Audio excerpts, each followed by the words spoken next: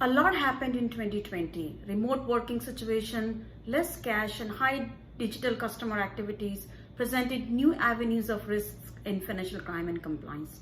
With ever-changing regulations, customer behavior and threats, what can we expect in new year?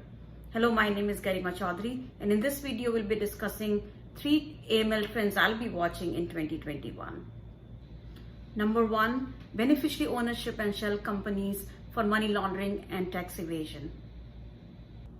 World would never be the same when in 2016, 11 million files were leaked from Mossack Fonseca, which involved hundreds of thousands of offshore entities and shell companies connected to over 200 countries and territories. Prominent world leaders, including royals, politicians, business people, and the super wealthies were exposed to have been using offshore accounts for tax avoidance and other purposes. You know I'm referring to the Panama paper. And since then, and after many similar leaks, we saw how shell companies continued to be the primary method for laundering money and evading taxes. How much money are we talking?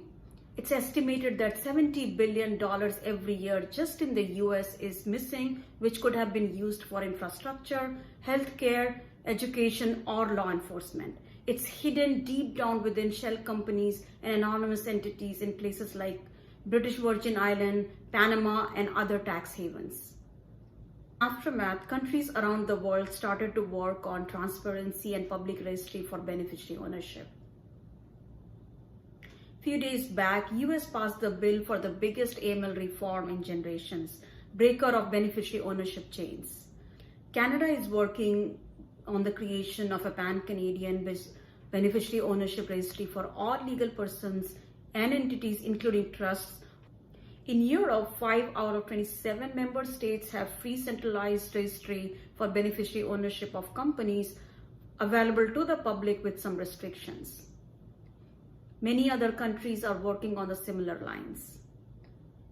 Bottom line, enhancing entity profiles with beneficiary ownership and monitoring the network of entities which involve shell companies for money laundering and tax evasion will be the biggest trend and priorities in coming few years. Number 2, improving monitoring effectiveness. Financial institutions dedicate substantial resources in the area of financial crime compliance. Traditional methods of combating financial crimes are not keeping up with the disruption occurring in the banking and the financial sector. Faster payments, digital-first strategies, and the ever-rising cost of compliance are accelerating the change. In 2019, it is estimated that the spending reached $8.3 billion and $23.4 billion for technology and operations, respectively. High operational costs primarily involve the team who triages, investigate, and reports red flags to regulators. This team is overloaded by thousands and thousands of unproductive alerts. Current systems are proven to be highly ineffective, with more than 95% false positive as an industry standard.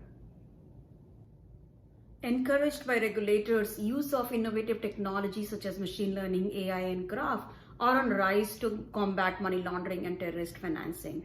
Many have set up pilot programs in recent years, although few have been moved to production as of now.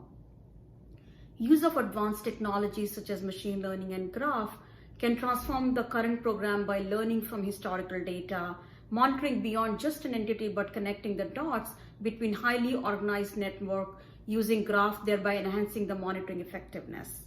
In most cases, machine learning is augmenting rather than replacing traditional transaction monitoring methods will be a continued focus in 2021 and something I'll be watching for. And number 3, enhanced investigation with contextual regulatory reports. Analysts are required to reach out to various internal and external systems while trying to follow the money as part of investigation process. Oftentimes, information required for investigation is not easily available. No wonder users spend 80% of their time gathering the information and less than 20% time analyzing them. Lack of context has led to filing high volume of defensive SARs or regulatory reports. Every time we've heard a law enforcement, the emphasis on context behind the report was key for them to navigate the team to the right focus team, understand the context on why that particular entity or network was deemed suspicious. FinCEN leaks files drove attention on how just filing regulatory report is not serving the right purpose. So in 2021, there would be a focus on increasing the efficiency of investigation and the use of graph to bring all required internal and external information on users' fingertip. And once flagged suspicious, the use of natural language processing to document exactly the red flags and risk indicators and activities with comprehensive network details as case narrative. Bottom line, focus will be on quality of the reports rather than just quantity of reports. Let me know your reaction in the comment section and the initiative and the trends you're excited about in 2021. Thank you.